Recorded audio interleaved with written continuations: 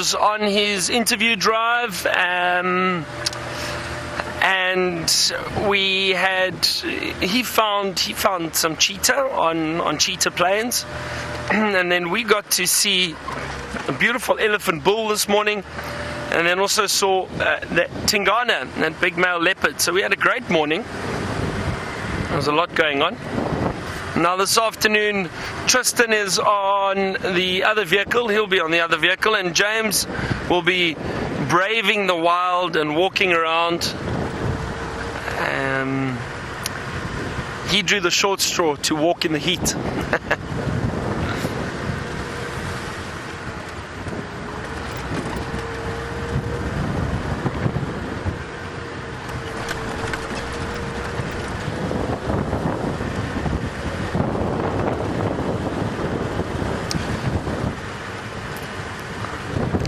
So I think this afternoon I'm going to head back to Cheetah Plains. I'm going to go have a look around there and see if I can find.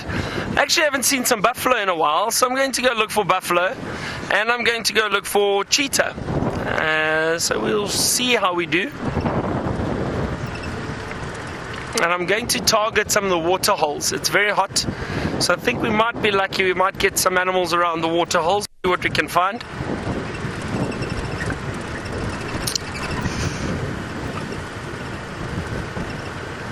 What else? What would everybody like to see this afternoon? Send us your requests, and then we will decide if we can show them to you. We'll try our best. We always try our best, though.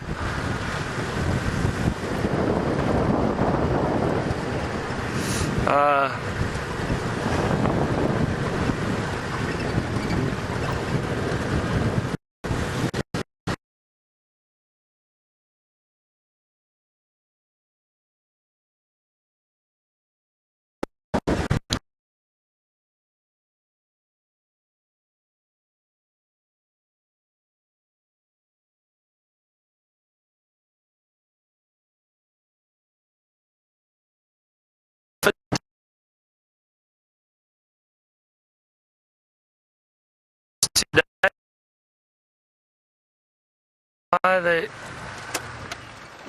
moving rather quickly?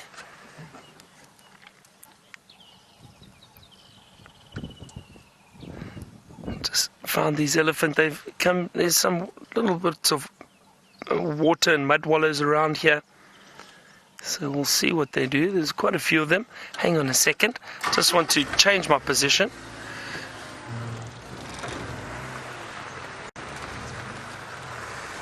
Let's see if we get some mud bathing. What a nice surprise. Great start.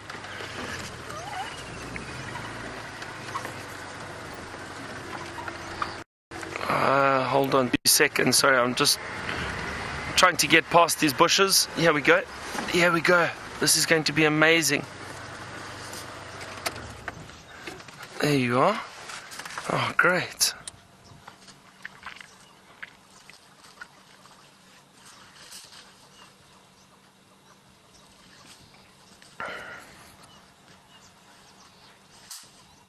This program features live coverage of an African safari and may include animal kills and carcasses. Viewer discretion is advised. Good afternoon, everybody, and welcome on your own special safari. The kids of Allenton, Windsor Oaks, and Colegio San Patricio. You are watching Safari Live. Ready.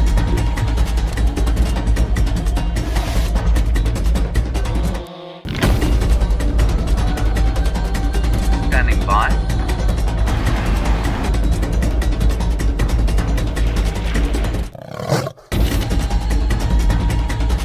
Five, 4, 3, 2, 1. You are live, you are live.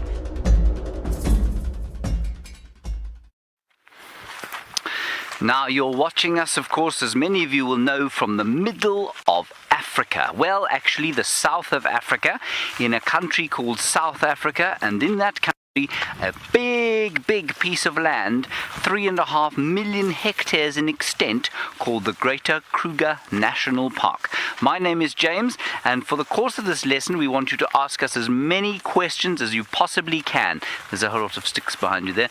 Jean-Andre is on camera, and we'd love to hear from you. My friend Byron is out looking for cheetah and elephants today, and my friend Tristan is looking for a leopard, so who knows what will happen. Maybe we'll find them, maybe we won't. We also are out here looking for a leopard, perhaps, way down to the south of the reserve, but we're also going to be looking at little things.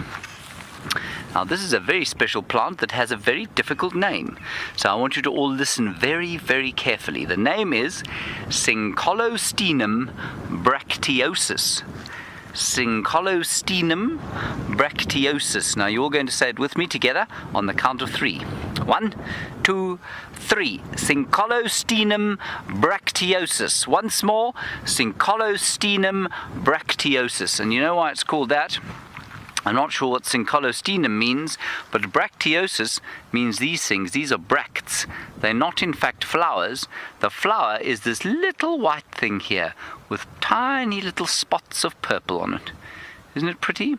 And it smells delicious. I don't know if you know what basil is. Perhaps some of your mums grow basil in the garden.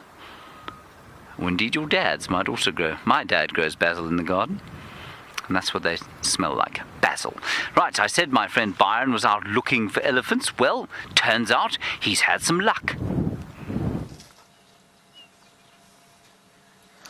Good afternoon, everyone. We have indeed found some elephant, and they were just in some mud, splashing themselves, trying to cool down in this hot afternoon. Now, you can see this little one's throwing sand on its back. And they also do that to help cool themselves. Isn't this great?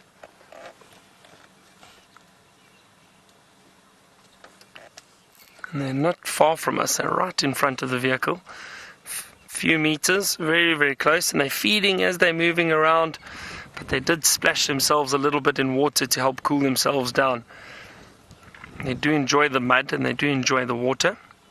What a great start.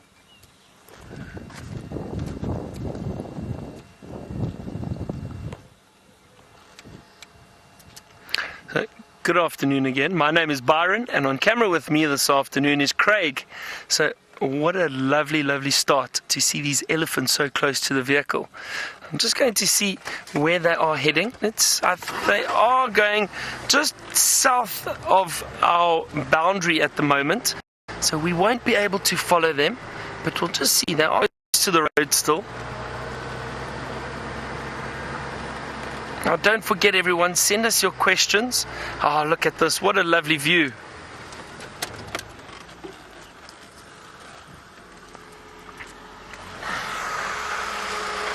So, as you can see, they generally just steadily feeding, enjoying the lush green vegetation. The elephants feed on grass and trees and just about any vegetation, the leaves of the trees, any vegetation they can find, especially this time of year. What a wonderful view. Now, Justice, I'm not sure where these elephants are going. They'll move wherever they want. They'll cover large distances.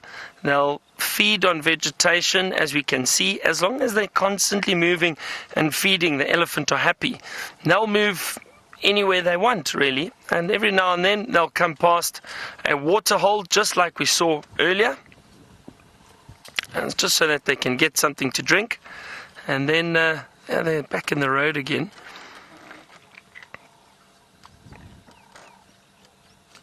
Elephants, especially in this hot summer. I'm just going to move forward a little bit for us. In the hot summer, they do enjoy water. They do need a lot of water. So they go and look for water and just move around and constantly feeding.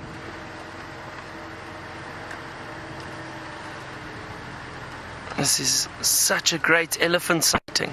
I hope all of you are enjoying it as much as we are. Now, we're close to them. Let's see, they're just off to our left, And there's some young ones too. There we might see that you saw the young little one earlier throwing some sand on himself.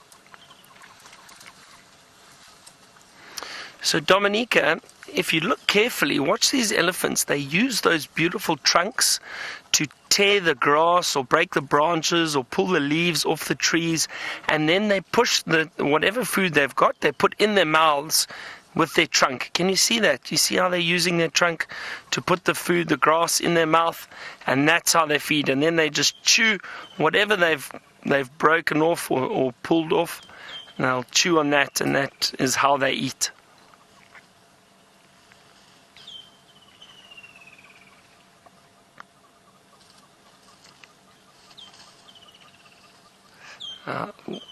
A really exciting start, and I'm so glad you got to see the elephant with us.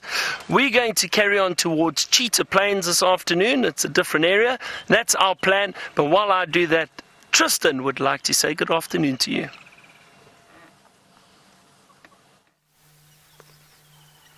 Good afternoon, everybody, and welcome to the Sunset Safari with me, Tristan, and Dave on camera.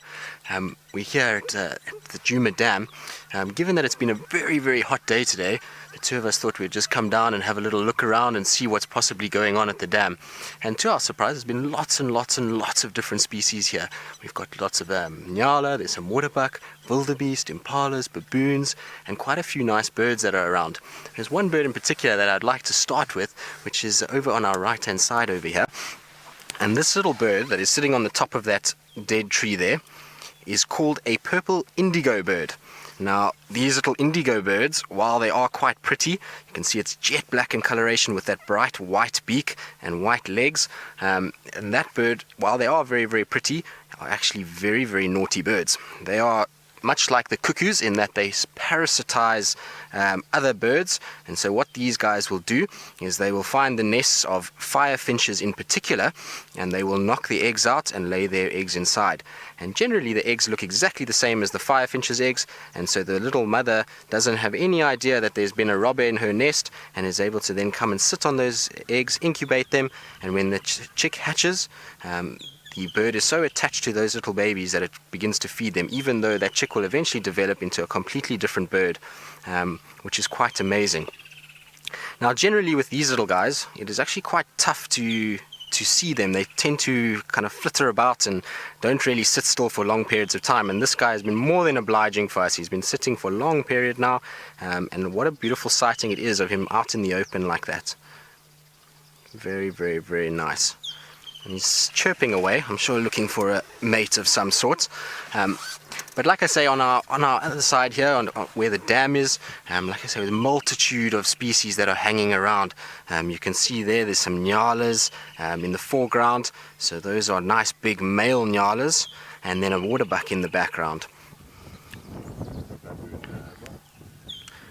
So Justice would like to know, what are baboons? Well, baboons are a type of monkey, or ape to be correct, and you can see the one there now in shot. That is a young baboon that is busy moving around looking for any signs of food.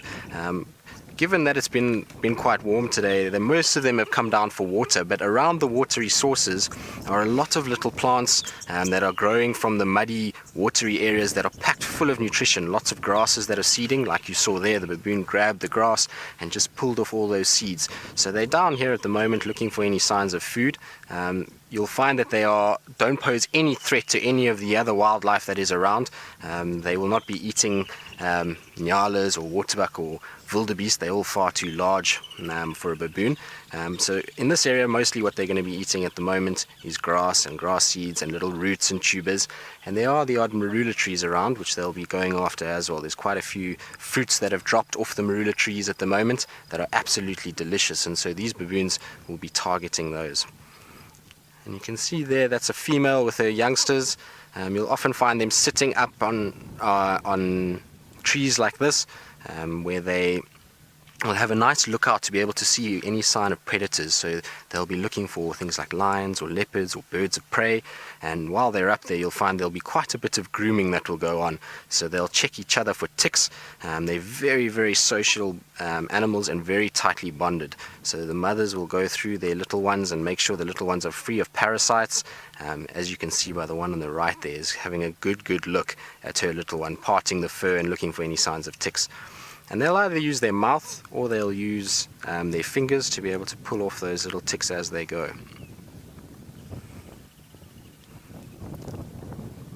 But it seems like I'm destined to start with baboons. Yesterday afternoon was the exact same thing. We had baboons running around, and this afternoon, first thing again, baboons all over the place. Not complaining though, they often can be quite a tough animal to find, so having a nice troop of baboons nice and relaxed and running around is always quite special. They've got so many characteristics that are so similar to us as humans that, you know, just watching them, it often kind of reminds us of what we were like as kids and how we are when we playing around. So I like to spend time with baboons. They fascinate me.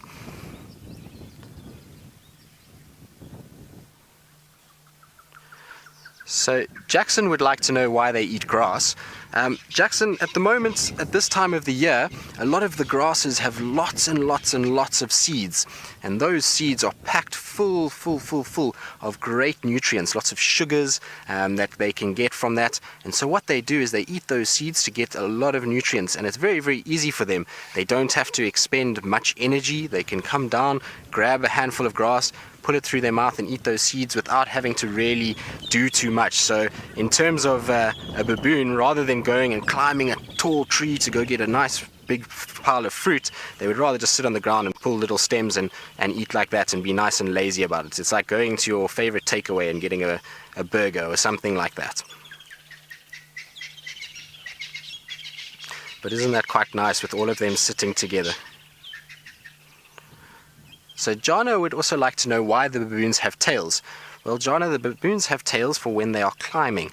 A baboon and monkeys in general are generally very good climbers. They like to go up and down trees and up onto branches and fallen over trees like we saw just now. And so that tail just helps to balance the baboon. So as they're going up, the tail will move and it will be able to help with them balancing so that they don't fall out the tree. And that's why they have the tails.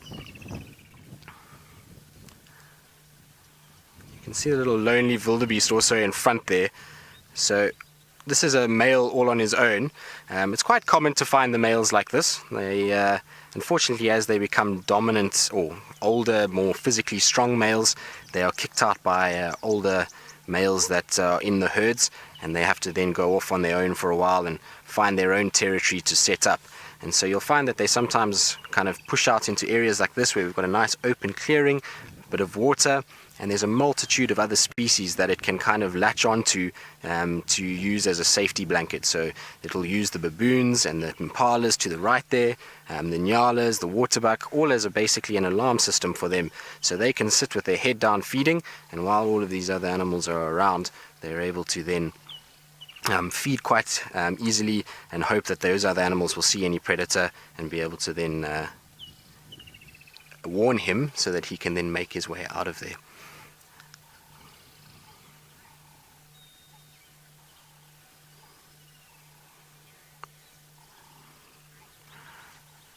So Bruce would like to know if, I think it was wildebeest, just correct me if I'm wrong, Kirsty, or baboons. Okay, so if baboons travel long distances, or if they stay in their same area.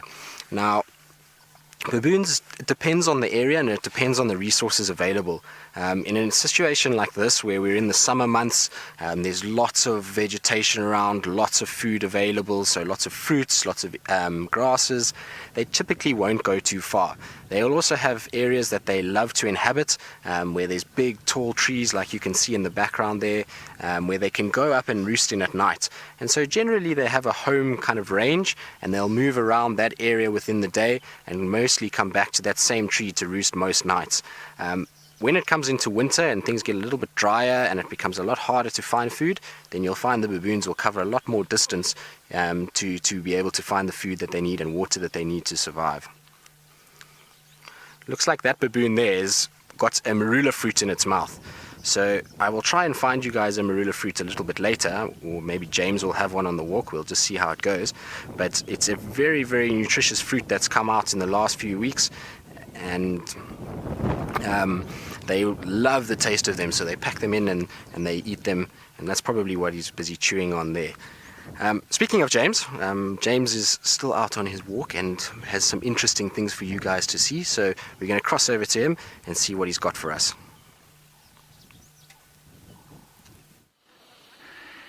It's a very special thing that we have here, everybody. It's called a butterfly. Obviously, many of you will know that, but it's tiny. It's about 1/2 inch long, and it's called a blue. And there are lots of different kinds of blues, and I don't know which blue this one is, but he's one of the blues. Isn't he special? I'll just quickly point at him in case maybe you can't see him where you're sitting now. There he is. Now, as soon as you stop and you start looking at little things like this around a small tree, you will find lots of other things if you keep your eyes open. And there's something very, very, very, very small here. I'm going to point with my grass. Just over there on the end of that leaf. Can you see it, Chandra? A very tiny, minute little grasshopper, probably only about 2 millimeters long. It's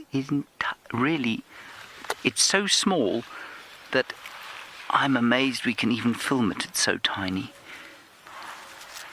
And one of the things that we do here is we use a microscope sometimes. I don't know if you guys know what a microscope is, but that would look perfect underneath the microscope.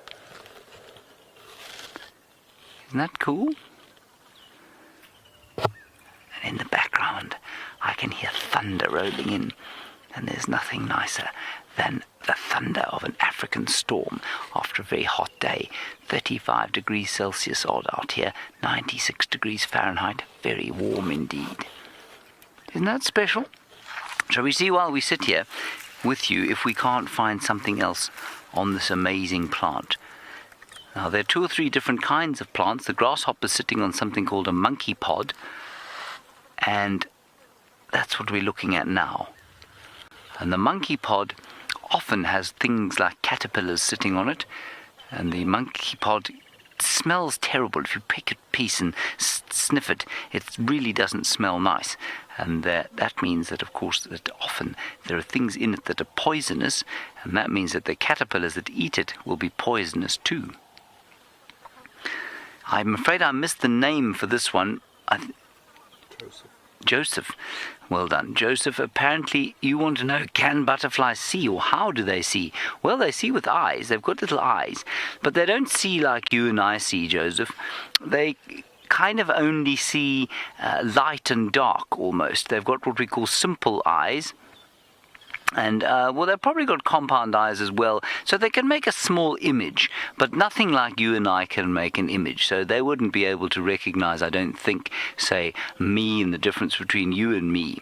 But what they can do, some butterflies are able to navigate, so to be able to find their direction by looking at the stars. So their eyes are very effective. They can work. Isn't that amazing? Something so small with a brain so very tiny is able to navigate using the stars. Isn't that cool? All right, let's carry on going.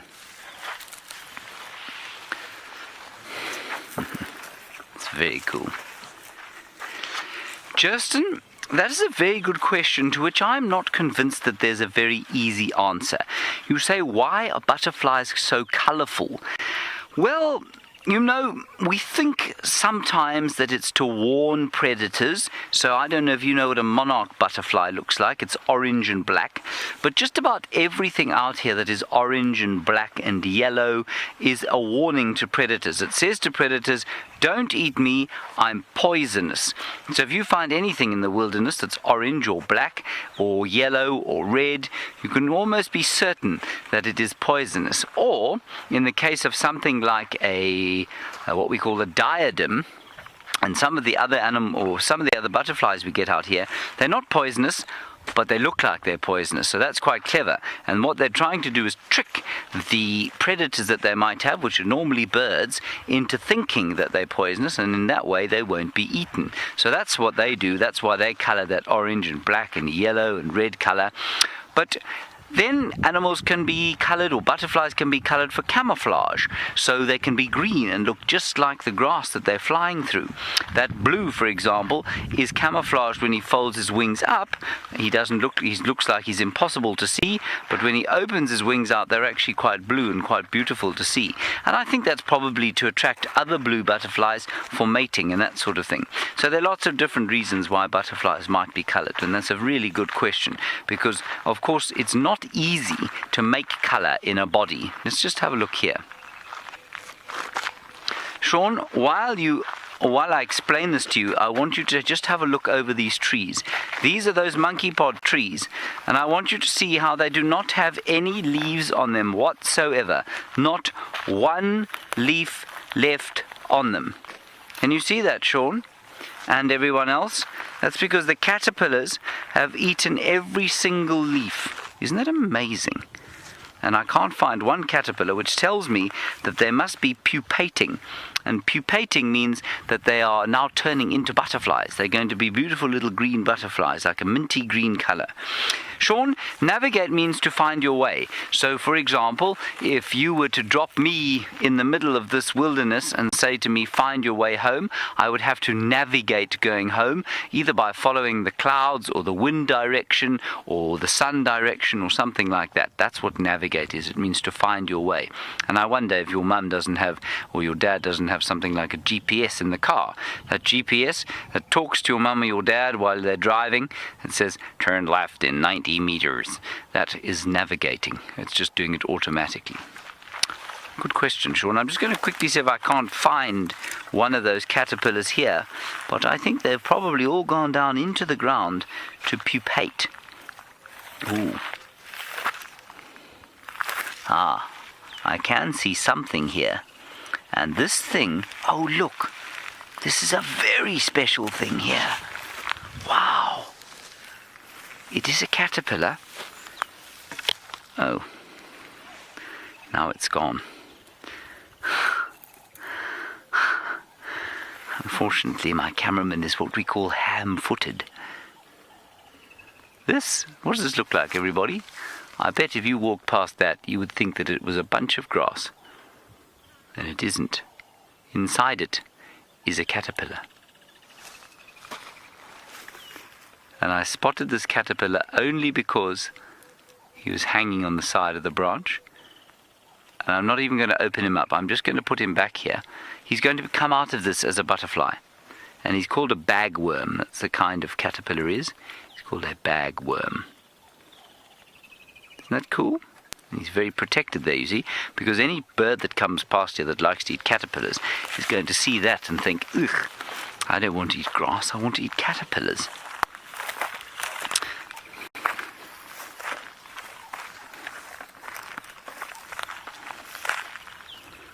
I'm really struggling to hear the names through my earpiece. No, Jean-André? Once more, Kirsten. No, I didn't get it. You're going to have to spell it.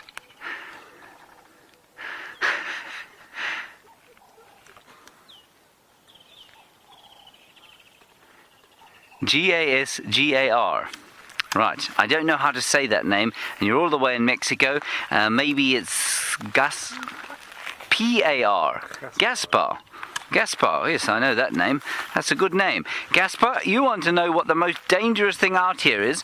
Well, Gaspar, you won't believe me when I tell you, but it's not a lion or a leopard or an elephant or anything like that. It's a mosquito, because the mosquitoes here give us diseases, and one of those diseases is malaria, which is very dangerous, and it kills more people in Africa than all of the big wild animals put together. So not crocodiles or hippos or lions or leopards or buffalo, but the Anopheles mosquito. Look over here.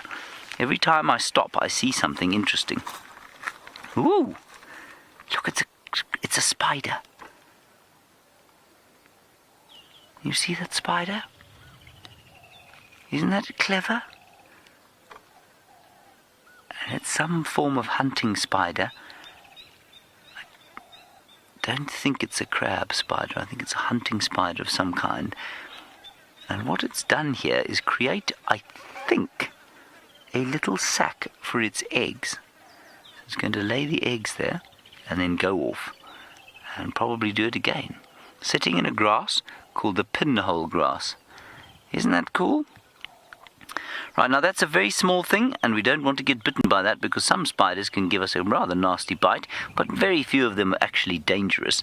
Let's head across to Tristan, who's got something much, much, much bigger than this.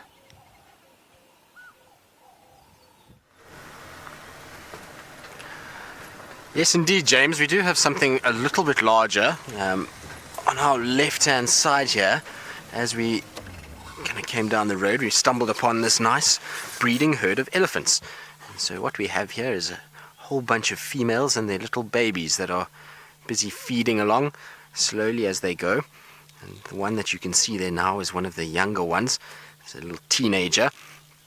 And you can see that its ears are moving quite extensively. So the ears are flapping back and forth, and that is because of the heat that is around today. With these elephants being big, large grey animals, they tend to absorb quite a lot of sunshine and get very, very hot. And so what they do is that they'll flap their ears like that, and they have a whole bunch of veins on the back side of their ear that's covered by a very, very thin layer of skin. And so as they flap those ears, the wind is being pulled over that blood and is cooling that elephant right down and keeping it nice and cool.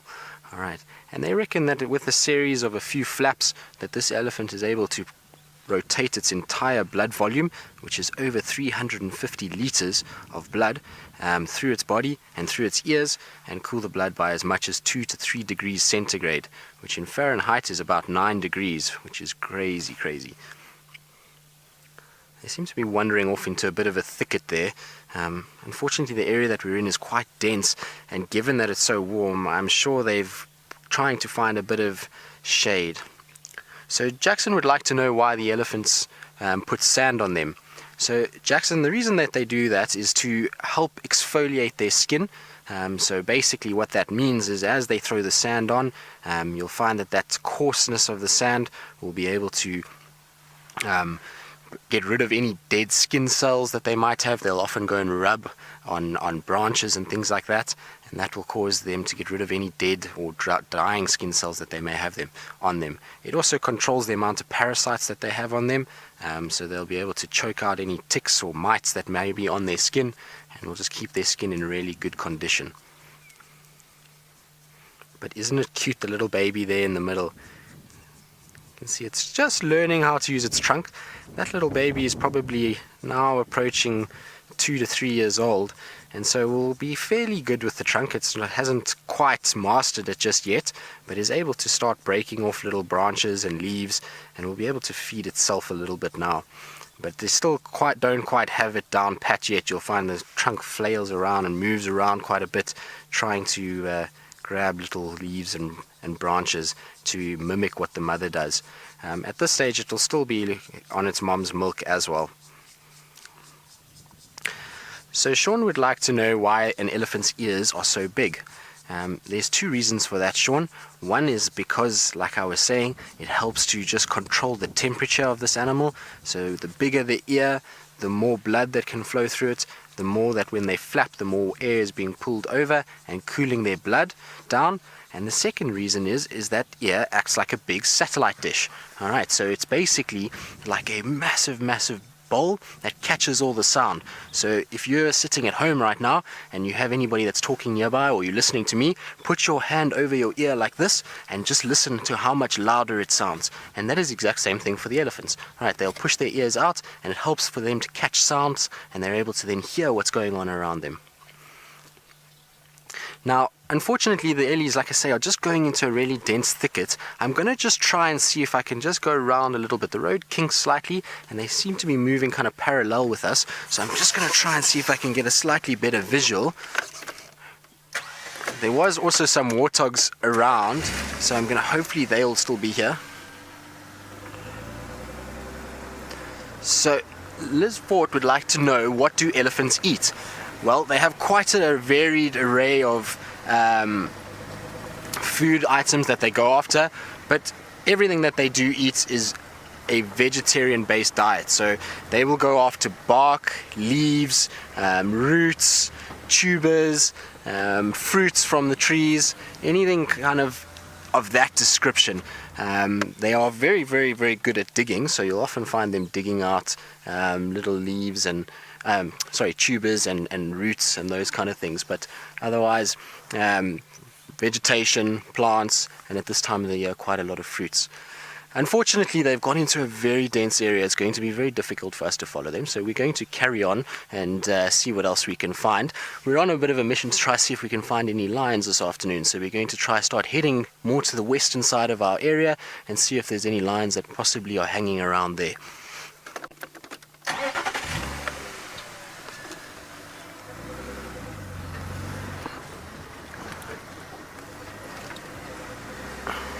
Alright guys, so while we're off looking for lions, we're going to go back to Byron and see what Byron's up to and see what he's managed to find down on Cheetah Plains.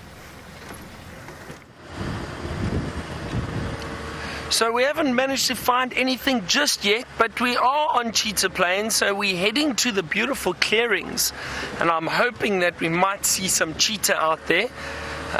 We still got a little bit of a drive until we get there, but we will be passing some water holes, so you never know, we could find some animals drinking and maybe moving around. And it's been wonderful start with all those elephant around. Really great to see them. And Tristan also had the wildebeest and quite a few different animals there.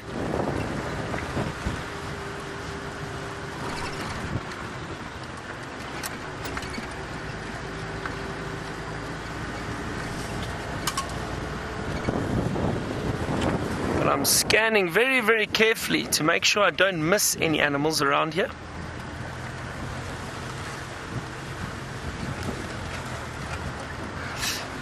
Hello Daniel, all the way from Mexico. You asked what is my favorite animal and why. So Daniel, my favorite animal, and I'll show you a picture of one quickly because some of you might not have heard about this animal. It's called a honey badger. Now that is my favorite animal. We don't get to see them very often. They generally move around at night, so it is quite difficult to find them and see them. But let me show you a picture. Hold on, I'm going to stop up ahead. I'll show you what a honey badger looks like. And then my second favorite would definitely be a elephant. I love elephant. They are one of my favorites.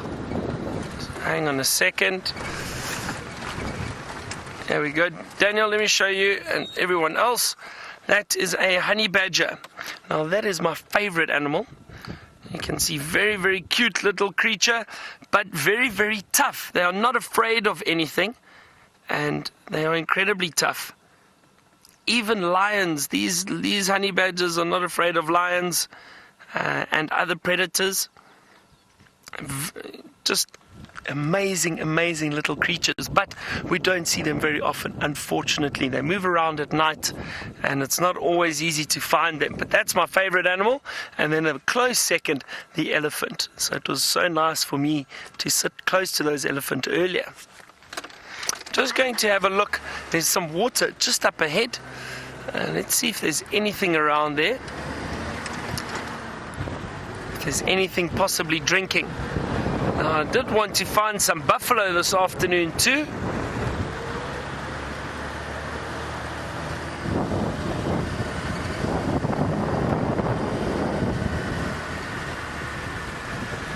Let's have a look. Oh dear, nothing here at the moment.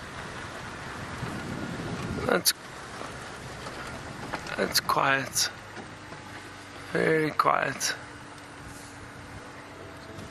But we've got a beautiful bird. Oh, there it flies. Will it sit for us again? There we go. Have a look at that. A beautiful European roller. Now have a look. He's sitting up in the tree. Bit difficult with the light at the moment, but you might get a nice view of him. Now, an interesting thing about the European roller is it migrates So when we have our winter, now as you can see, and we were talking about it earlier, it's very hot here at the moment because we are in our summer months, so very different to some of our viewers at the moment up in North America and Mexico and those places. You'd probably be having winter now, but our summer months, we get a lot of birds that visit here for the summer, and then when it's our winter, they start leaving and they migrate, which means they move north up to northern Africa and to Europe. And these European rollers do fly all the way north to Europe. And then they come back for the summer again next year. So nice to see him. Beautiful, beautiful bird. Deanna, now birds have color, I think, for a few reasons. One is to attract another bird, a mate, and so that hopefully they can lay eggs and hopefully have little chicks.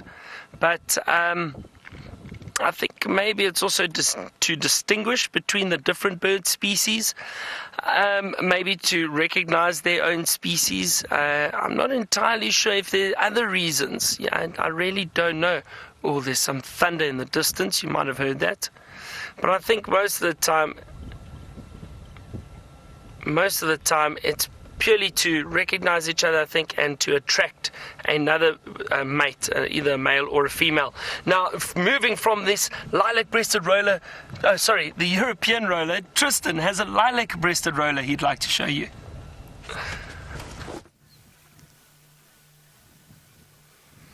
Thanks, Byron. So yes, we have another species of roller that we get here in this particular area. This one, as Byron mentioned, is a lilac-breasted roller and is probably one of the most beautiful birds that we have. You can see that beautiful lilac throat and breast area where it gets its name, and those bright blue wing edges that you see there. Now I'm hoping that this guy, once he's finished perching, will fly for us, and you'll be able to see the electric blue wings that come down. If he doesn't fly, we don't worry. We've got a bird book here that we'll be able to have a look at and show you those wings.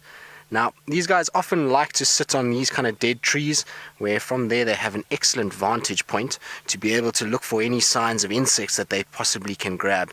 So you'll find that they'll swoop down from there, grab an insect, and then back onto their perch, where they will then consume it. All rollers that we get in this particular area are all predatory birds, so they will all hunt insects mostly. I have seen a few records of them going after very small mammals and even frogs sometimes, but generally it's mostly insects with them. You can see the breeze, and there it goes. So I don't know if you guys got that nice blue wing, but if you didn't, like I say, I do have a book here, so we're going to quickly just show you guys what those wings look like. So if we have a look, you can see this is the lilac-breasted roller there, and have a look at those wings when it's open. Absolutely magnificent. Alright, absolutely beautiful bird, and probably one of the most photographed birds in Africa. They're quite common throughout, so you see them quite often. So Gianna would like to know why birds like to sit on trees. So the reason is that on those trees, especially big open branches like the one that roller was sitting on, those branches are nice and open, and so it allows that bird to have a very good visual of the surrounding area, so it can see any signs of food that it potentially would want. Also, in dead trees like that, you'll find that there's no sort of obstruction for the wings, and so when they take off, the wings can open really nicely, and they're able to then fly away quite easily. So it's a really nice way of being comfortable and being able to do what they need to do when they need to do it. Alright guys, so now that roller is flown away, we're going to carry on and see if we can continue our search for these lions that have been a bit elusive over the last couple of days. So we're going to just keep heading slowly west. So far there's been no sign of them. We haven't seen any tracks or anything yet. I'm just going on a hunch at this stage, but hopefully it will pay off and we'll be able to find something later on. But as we go, we're going to try and see if we can just check some of the water holes as we go. Given that it's quite warm, hopefully we'll find some of the antelope, maybe some buffalo or elephants that might be wallowing and trying to get nice and cool. Also, never know, sometimes the cats like to come down and they like to come and have a drink in these late afternoon heat. So that's the kind of plan so far. Hopefully we will be successful.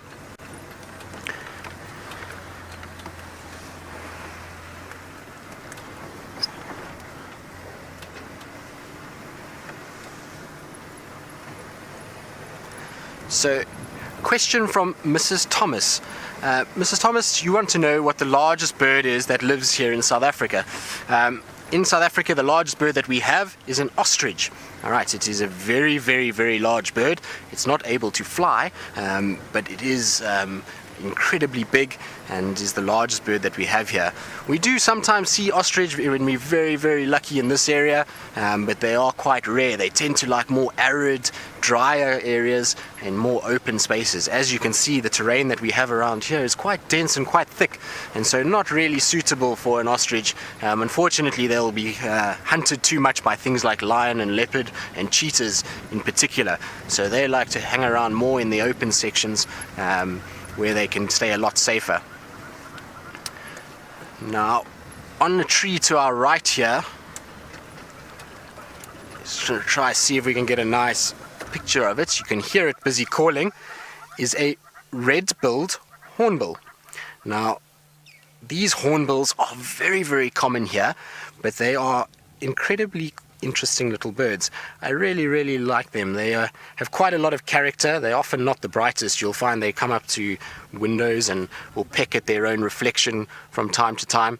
But I like their character. I like the way that they go about things. They're often in the thick of everything, hopping about, looking for food items, bullying other birds away from it. So I really, really like them. They've got an almost comical look to them. Hopefully he's going to turn his head. There we go. And you can see that nice big red beak now that comes down. And that big red beak is needed. So these guys are also insect eaters, just like the roller. Unfortunately, it's just flown away. But yeah, they are insect eaters just like the roller. So they need that big beak to be able to pick out insects that are possibly burrowing in the ground, like crickets or worms, and even into bark areas where there's dead trees that have a little bit of bark that's covering. That's things like scorpions can hide in. So they'll often go after those things. So they're quite resourceful little birds, and are often very, very good at, like I say, getting to hard to reach places with that big long beak.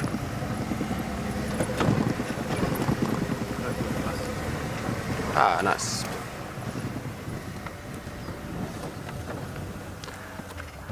So just to our right here, we've got a female kudu that's just run off. So I'm sure she just got a little bit disturbed by the vehicle. It's not that she's being chased by anything at this stage. It's quite a common thing for kudu. They often, if they're out in a little bit of an open section, they like to just run behind some sort of a thicket, and that's where they know that they'll be far more camouflaged. So you can see very nicely there those big white stripes that come down the body. Those are there to be able to break up this animal's outline and make it harder for us to see it. You can imagine when he goes behind the trees just like that. Look at how the body is broken by those stripes, and so you don't see the whole kudu. All you see is just little broken patterns here and there, and so it becomes very, very well camouflaged.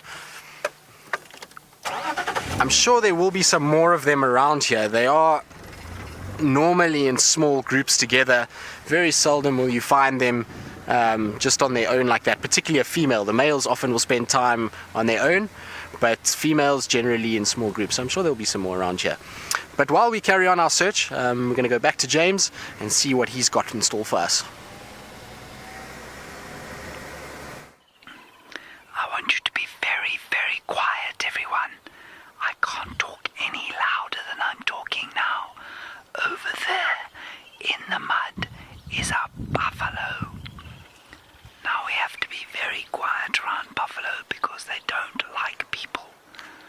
They get quite scared of us, and when they get scared, they get cross. And when they get cross, well, then sometimes we have to climb a tree very quickly because they come and look for us. Now I know that's not the best view you've ever seen of a buffalo or of an animal, but we're on foot, which means we're walking in Africa, which means we have to be very, very careful. Otherwise we could get chased by them, and we don't want that.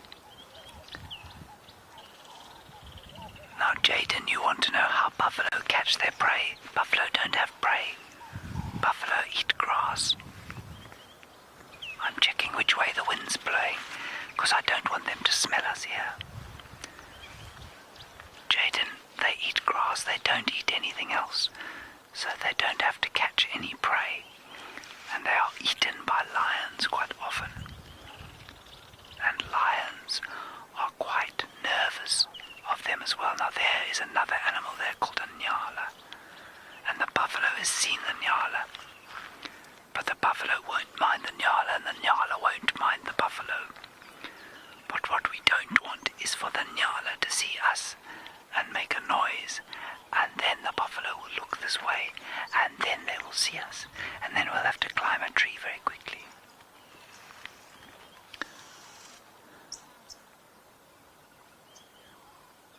Isn't this very exciting, everyone? And sometimes in Africa everything is very calm and beautiful and easy, and it's not dangerous at all. But often we have to be very careful. There are two nyala there. Alright kids, that's going to be the end of our drive here today on our safari. I hope you had a good time. We're going to be very quiet. We're going to move away now. And for the rest of you, stay with us. Byron has got some carmine-coloured birds.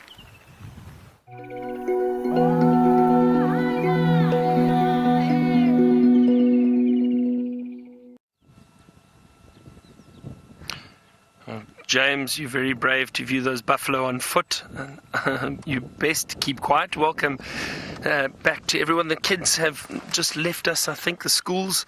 It's always nice to have the school drives with us, but look at these beautiful carmine bee-eaters. They are one of my favorite little birds, and I've not seen... I'm just trying to think. I have seen them this season, but not on Safari Live. I saw them in another area just north of here. So to see them here is really, really great. And they are so beautiful. Have a look at that.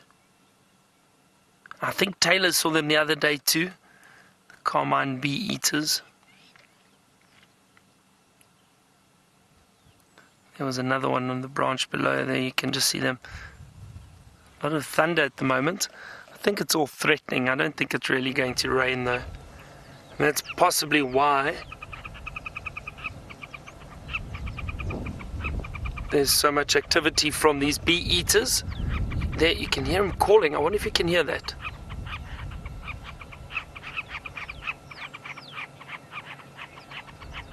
Lovely, lovely to hear them. Now, often in weather like this, the bee-eaters do become very active.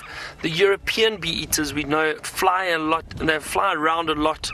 When there is bad weather on the way, they get very active, often trying to catch insects and that, but you can see these carmine bee-eaters pretty much the same. I think the increase in wind and the thunder in the distance possibly triggered something for them to become a bit more active. They're not flying around at the moment, but the calling is lovely to hear.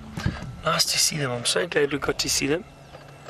And as I said, I haven't seen them on Safari Live yet this year, so that's first. I haven't seen them on Safari Live, so first for me on Safari Live, if that makes sense. But I did see some earlier this season, just north of here in the Timbavati area. Wow, there's some lightning in the distance. Might get a nice glimpse of that shortly too. Now I'm going to have a look around here quickly and just see if we can't find the cheetah that were in this area this morning. Let's have a look. I mean, cheetah do move during the day. They're not always in the same place. They're unlike leopards and lions who generally stay in one area. Oh, there goes bee-eaters. Yeah, that is so beautiful. Really, really so beautiful to see them. So the cheetah will move around during the day and possibly even try and hunt. But if it is very hot, they will go lie down and rest. I'm trying to scan very carefully.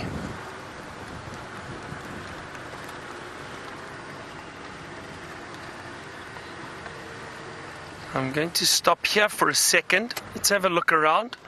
Let's scan. What I'm looking for is any movement or anything lying possibly under some trees. I think because of the heat, they may look for some shade.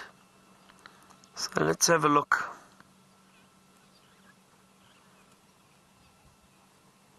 Well, they could really be anywhere.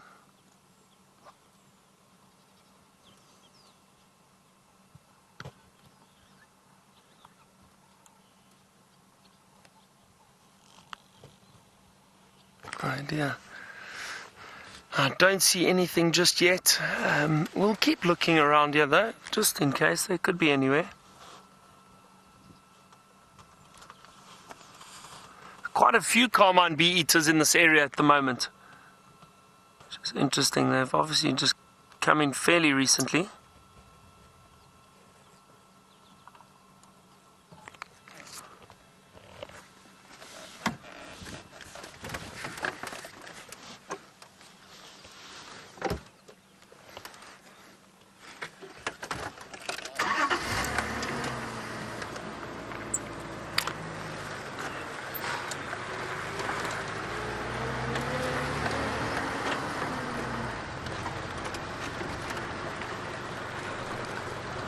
No, I don't see any sign of them just yet, but we will double check and have a look. Oh, there's another carmine bee eater in front of us.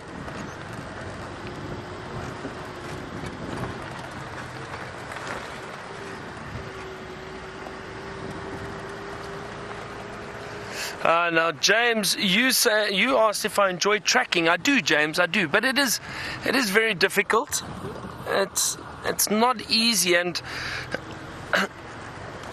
I must be honest, I was very fortunate. I worked at a lodge for many years with a tracker who's still a good friend of mine, and his name was Judas, and I learned a lot from him. Now, Judas grew up in this area, originally from Mozambique, but he grew up tracking and following animals, and as a young boy he would look after the family livestock. But his knowledge of the bush and understanding of animals was incredible, and I learned a lot from him. How to track animals, where to look, more or less, to give you a better idea. James, I think a tip for anybody who wanted to get into tracking was you need to start with the basics. So you need to start going and identifying tracks, looking in the sand, identifying the tracks, knowing exactly what it is you are looking at first before you have any chance of trying to follow those tracks and look for those animals and try and find them. Now, identification is a very important part of it, but it takes time and it takes practice, and you need to be out there constantly. A lot of people, technically tracking is a science. It's a complete science. It's understanding and looking for animals. It's not easy. And like I said, with my friend Judas, I was very fortunate because he understood tracking and he could find and see little tracks that I would often struggle to see. He just had a natural knack for it. He understood it. He could see a lot better. I'm just going to turn around here quickly. I don't see any sign of these cheetahs at the moment. But so Judas, I think somebody like that I learnt a lot from. And I did used to enjoy tracking with him. Him and I would get off a vehicle and we tracked many animals. Many animals would go off and track, especially lion and leopard. And we found, the amount of animals we found on foot together, it was incredible. But as I said, it's not easy.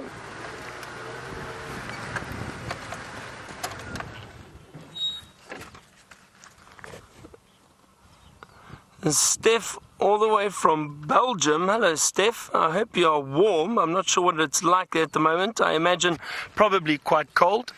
Now, Steph, you wanted to know if you can do any volunteer work up in this Kruger area, Greater Kruger area. There are a number of companies, Steph, that do offer volunteer work for foreigners, even for some locals, but there are a lot. Just my advice would be just be very careful of the companies you go through. like anything, you don't want to be ripped off in any way, but there are a number of companies, a number of places you can go to and volunteer to work for a month or 2-month period if you'd like, and it's a wonderful experience for most of them. So if you are interested, do your research, have a good look at the places, look at what they do, what they offer. To be honest, I don't like these animal parks that they get volunteers to come out and work in areas where they've got caged animals. I think we have got issues with canned hunting within Africa, animals that are shot within fenced areas. You need to be very careful of that. I've got a very strong dislike towards that, and I'm very much against that. So just be careful of those places. If you can get into natural areas like the Kruger Park area or lodge areas, and that's generally a lot better. So, but yes, you can definitely do volunteer work out here. I'm still just having a quick scan around, and also, to be honest, if these cheetah are lying flat, might be difficult to spot them, but I do think they've probably moved off, to be honest.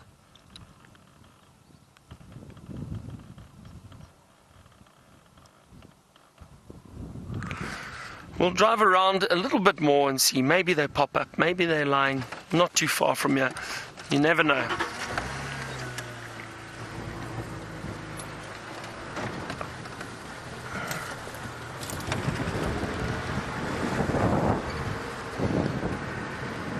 It's still very humid, very, very hot this afternoon.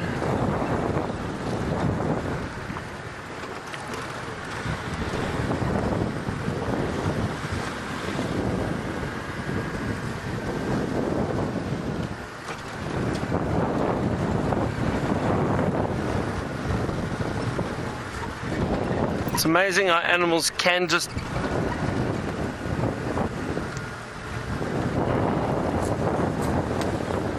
Debbie, you say you were wondering if it is humid today, and it is, and you say it's a good rain indicator. Well, yes, it is, and I hope we get some rain. I mean, the clouds that we could see off to my right that are forming, and every now and then we get to see a little bit of lightning. I'm just going to have another quick look around here. Let's just scan. Maybe you can watch those clouds while I do this. Just see if you get a glimpse of lightning. It is always lovely to see the lightning in the distance. As long as it's not too close, we're safe. We're always very cautious of lightning. And I know when I am on safari with guests, I do not take any chances when it comes to lightning. If we do see lightning close by, or if it is heading closer, we head back to camp, because you do not want to get caught out in a storm with lightning. Being in the rain is one thing, that's okay, but lightning is obviously very different and can be potentially dangerous.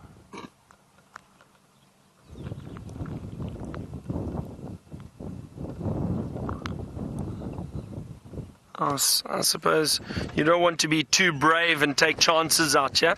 You have to be careful of the weather. And speaking of brave,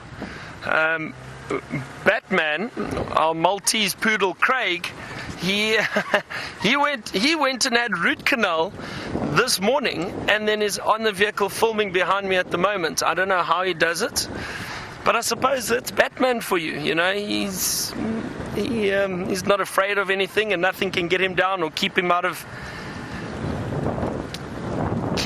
work.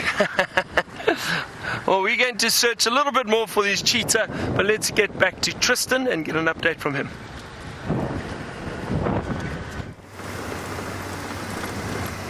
Welcome back, guys. So we're still slowly making our way towards the western side of our area in any sort of sign of lions, trying to see if we can pick up any sort of tracks. At this stage, nothing that we've picked up just yet. There's been quite a lot of nice birds around. We've had lots of European rollers and woodland kingfishers, but other than that, a little bit quiet. So hopefully our luck will change in the next little bit.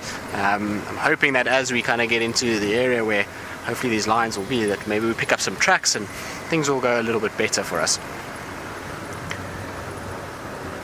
But on our way there, we are going to just quickly swing past a waterhole known as Red Dam.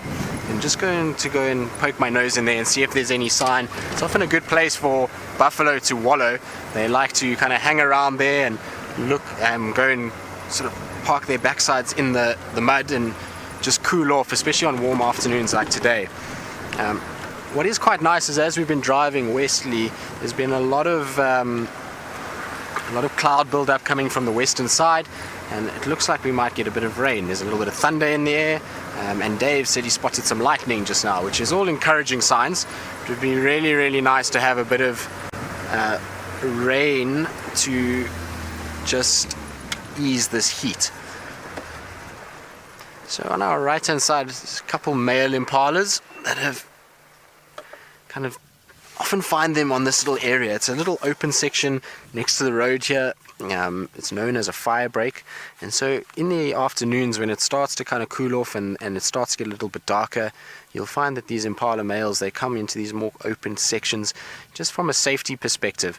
As it gets quite sort of dark, it's often very difficult to see predators, and in these open clearings it's a much easier place to pick up lions and leopards and those things that hunt during the night. And as you can see with these guys, all of them are boys. They all have nice sets of horns. So these guys at the moment are all friends, but come April, there's going to be a lot of fighting going on when the rutting comes and the females all come into heat, and they will then start to try and dominate for territory. But nice, very, very nice. So we're going to carry on and see what else we can find. See, there is quite a nice, looks like a large bird sitting here on our right, so I'm going to just try to see if we can get a nice picture of it, just to get a positive ID. But I think it is a purple roller. I just want to see. The light unfortunately is not very, very good at all. No, sorry, so it's another lilac-breasted roller, so one like we had earlier. Like I say, against that white kind of background of the clouds, quite difficult to actually pick up coloration. Alright, so while we kind of admire this lilac-breasted roller, we're going to link back to James, who apparently has a very beautiful little caterpillar for you. I do have a very beautiful caterpillar, everybody, and it is the one that many of you have seen before, but it's too beautiful not to look at again, and that is the caterpillar of the dice moth.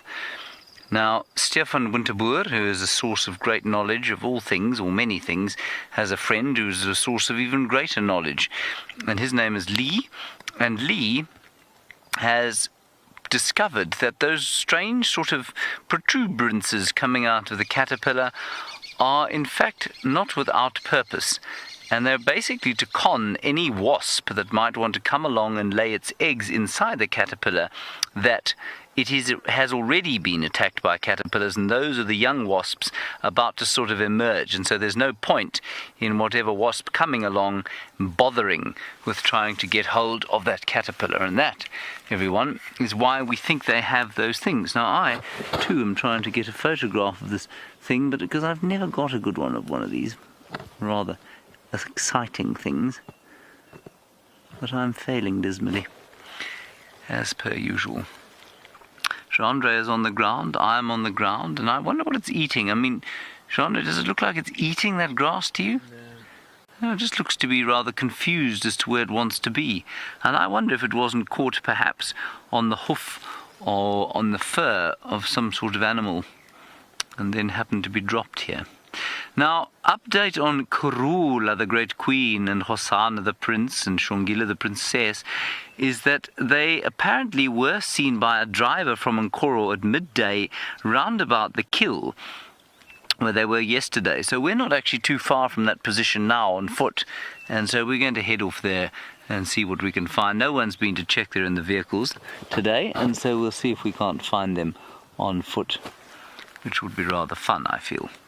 So that's what we're going to try and do. That is our general modus operandi for the afternoon.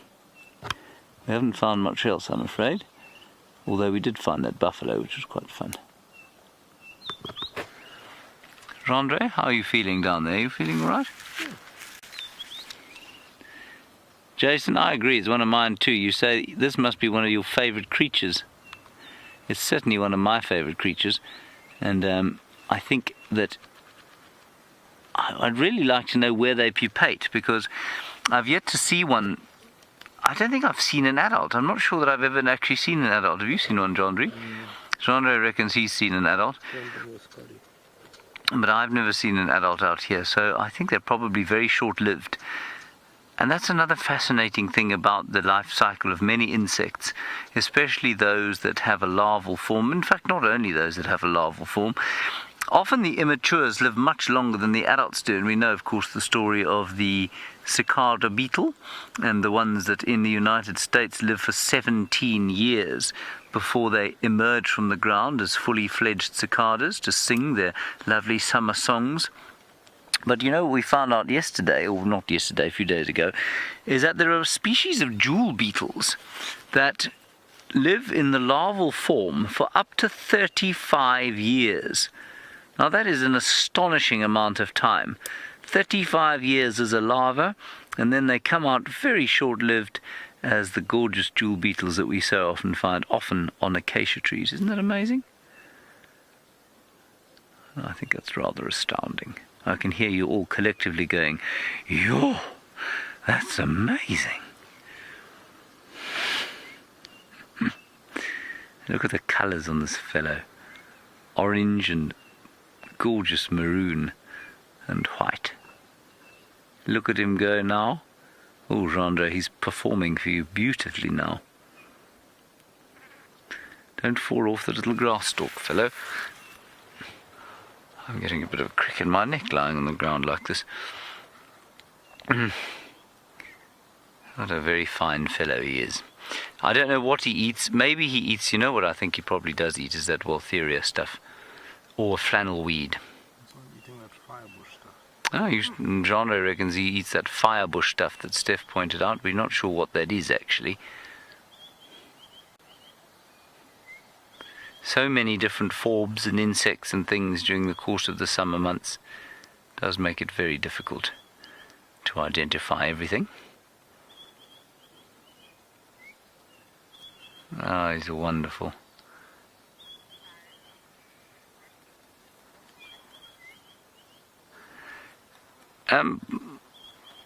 Maureen, you're wondering about the butterflies of these caterpillars. They don't make a butterfly, they make a moth.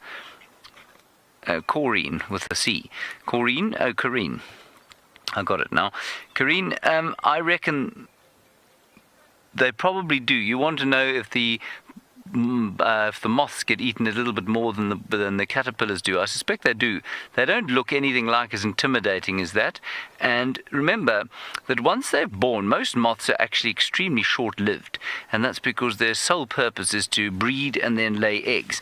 And I remember this from my days as a silkworm owner. I was the worst silkworm keeper in all the school, and my silkworms normally shook off this mortal coil before they made it to the moth stage. But the few that made it to the moth stage, those silkworm moths lasted only about, I think a day or two before they died and carried on. But the caterpillars, of course, lasted much longer. And that means that the caterpillars have to be disguised, they have to be eaten less. Otherwise they don't make it to adulthood and they cannot lay their eggs. So although any number of them get eaten, I think proportionately you'll probably find that fewer. I wonder if that's true though. I think that there's more incentive, of course, for a caterpillar not to be eaten, so it's more likely that they're going to be more disguised. But there's so many of them when they're born. Thousands of them. I mean, you think of the number of eggs a single female moth can lay. I mean, hundreds to thousands. And there's nowhere near that proportion that makes it. Less than 1% of them will make it to adulthood. So we often think, of course, of the lions and the leopards as having a really rough time, given that only in the males, 1 in 10 will make it to adulthood, and then 3 in 10 also females make it to adulthood. Well, take one in probably 500 of the eggs laid by a dice moth caterpillar will make it to adulthood. Whatever this thing eats, it is not enjoying the grass. It definitely doesn't want to eat it. So I'm not sure how it got to where it is. It's very cool.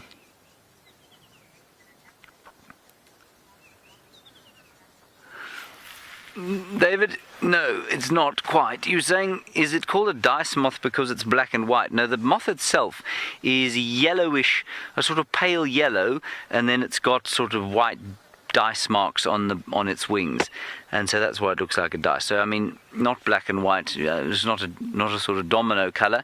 It's like a sort of, if you imagine a yellow dice, that's what it looks like. Yellow die, of course, dice being the plural. It looks like a yellow die that you might find in a Las Vegas casino, perhaps.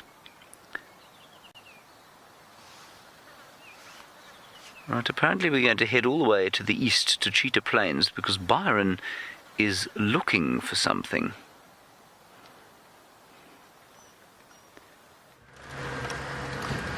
I am looking for something, James. I'm looking for anything, really. Now, unfortunately, I just heard an update on the radio. The cheetah did move off this afternoon sometime, or this morning, and they crossed north towards Nkoro and Torchwood area. So unfortunately, we've got no chance of getting there to see them. So they did move off. But as I said, that's what cheetah do. They do move during the day. But you never know. We could still bump into something else around this area. I'm hoping we see something. It's been pretty quiet on the game front, on the animal front. We have seen beautiful birds, plenty of carmine bee-eaters around at the moment. And it really is great to see them. I'm so happy we got to see them. They're so beautiful. I love seeing different birds that pop up every now and then. You're not used to seeing them. And those birds with magnificent colors, always great to see. Now, I remember actually I did a trip with guests into Botswana. Now, Botswana is one of my favorite countries. Very beautiful, very different to South Africa. And depending on the time of the year, you could get the floodplains in the delta that are very high and there's lots of water around. It's exquisite. It really is beautiful.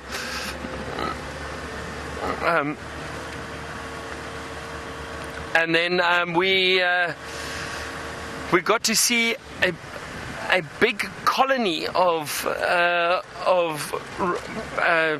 carmine bee-eaters, all nesting in the ground while we were in Botswana. It was so beautiful. Hundreds of them flying around and nesting in the ground. It was really amazing to see. But that's Botswana. Botswana is very, very beautiful. A lovely safari destination. Now, Tristan sounds like he's found baby pigs to show you.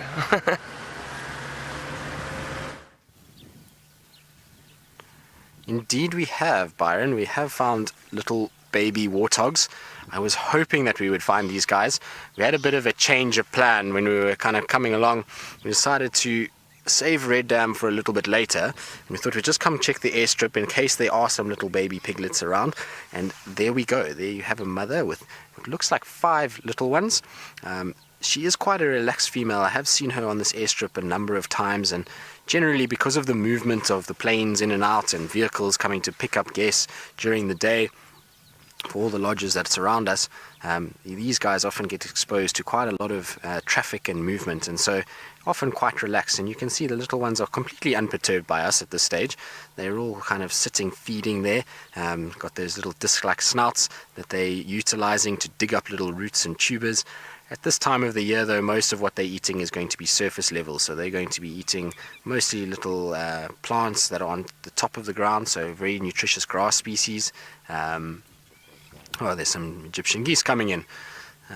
We had a small little pan here called buff pan, and these Egyptian geese are all over the place. There's quite a large colony that's developed here, and you can see they have all landed, and they've disturbed some Senegal lapwings there, which were shouting and protesting the arrival of all these bigger birds. But the impalas and the warthogs are unfazed altogether. So you'll find that with the warthog, as the female is kind of moving around, that the little ones will follow their mother very, very closely. At this age, they are very, very, very susceptible to predation, and so if they do get a little bit separated from mom, it's very likely that they'll end up being hunted. There's a multitude of predators that they have. Because of their size, you'll find that even snakes, birds of prey, and mostly leopards will go after these guys, and so you'll find that they stick right with mom. I see the one little one, unfortunately, has got a bit of a limp, so you can imagine these small little legs when they're born. The bones are still quite soft, they haven't hardened enough just yet, and so when they're running around trying to escape predation, they often kind of push their leg into a hole, and it causes either a distress of the ligaments or even sometimes a little microfracture to occur. The limp, however, is not too bad, and I'm sure with a bit of adrenaline, if a predator started to chase him, that little one would be able to run perfectly fine. But if you are a predator, that is exactly what they would be looking for. A small little limping baby warthog is the ideal snack for any predator.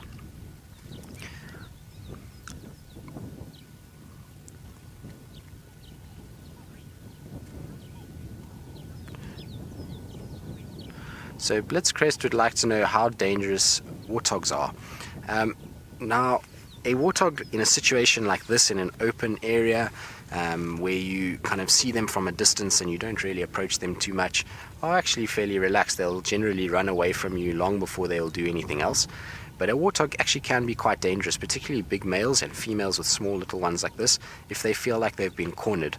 So most warthogs will be living in some sort of hole in the ground, whether it be a termite mound or a patch that has been excavated by other animals, and they will then utilize that as a home. So if you happen to come upon the hole where there's warthogs living and they feel like you've kind of pushed them into that and they've got nowhere to go and they don't know what they can do, then yes, they can be very, very aggressive. And while they don't look like they have any sharp teeth or claws, they actually do have incredibly sharp teeth. They have what is known as tushes, which are these small little tusks that will stick out from the bottom of the jaw, and those little tusks, you can just see it on the female there. She's got very little ones, but those are incredibly sharp, and often if anything comes close to them or tries to attack their little ones, they'll use those to try and gore and protect themselves. And I've seen quite a few predators, particularly leopards and cheetah, that have had quite nasty experiences with warthogs and have been left with massive gashes all over them. We used to have a dominant male leopard in this area called Mafufanyan, and he once went after a warthog and paid the consequence. He got a massive gash over the top of his head. You could actually see that even the bone from his head was showing. So they are quite feisty when they want to be and can be quite dangerous. But in a situation like this, and with us as people, if you just give them enough respect and enough space, then generally they are very relaxed animals that won't go anywhere near you. But you can see how already, even though these little ones are quite small, they are still able to determine that impalas are not a threat in any way. So you can see they're very relaxed with the impala. Had you have put anything else there, they might be a little bit more nervous. You can see the impala busy watching them.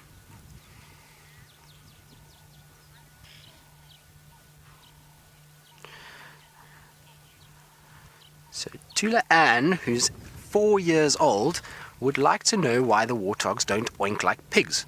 Well, I suppose each animal has its own sound, and these guys do make grunting sounds. It's not quite an oink like a pig makes, but they do have small little grunts that they'll make that are quite similar to pigs in some regards. But I'm not sure why they don't oink like pigs. I guess it's just they are different, much like us as people. All of us have different voices, and we have different sounds that we make, and it's the same with the animal kingdom. Even though they will be related in some way, they just have a different voice extensively, so they will be able to project a sound that is just slightly different to the pigs. But it would be quite funny if the little warthogs did oink like pigs. It would be quite entertaining to watch them running around oinking, that's for sure. But what a beautiful scene that is on these big open clearings, and it's exactly like we were talking about earlier with the impalas, how they come out into these open sections, the warthogs as well, just to evade predation. So like I say, it's getting a little bit later. So one of you would like to know why the warthog is eating with its legs bent. So the reason why is that a warthog is... So I think it was Nerys. Sorry, I didn't catch that very clearly. So if I'm pronouncing it wrong, I do apologize. But Nerys, the reason is that these warthogs are quite lazy. They don't like to stretch their neck down and have to kind of exert energy to put their head right to the ground to be able to dig up. You can see that little one is using its little snout to dig up little roots. And so when they bend their legs and go down, it's a far more comfortable position for them to eat. So they're able to kind of have their head in a place where they can dig down and get underneath the soil and not have to stretch too much to feed. So quite an efficient little way of finding food. And you'll find over time their legs get quite calloused, and so it really doesn't affect them in any way. It doesn't hurt for them to do that. But yes, it's a very interesting way of feeding, isn't it? You can see the mother's doing it now as well. She's also on her knees. And like I say, it's more just a comfort thing than anything else.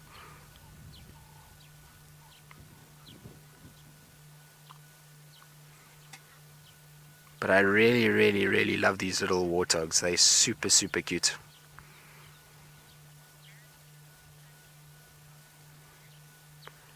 So this would like to know if I have any stories of Anderson, which is a male leopard that we see in this western section that we're in now, of him hunting warthogs. I do indeed. I've actually seen him kill 2 different warthogs, both of which were quite hair-raising encounters. Both of them were quite traumatic. He went after very large adult male warthogs, and he ended up having to go into the hole and grabbing them and pulling them out, and there was lots of squealing and dust and commotion, which then attracted a lot of hyenas, and he had a huge fight with these hyenas on both occasions, and eventually the hyenas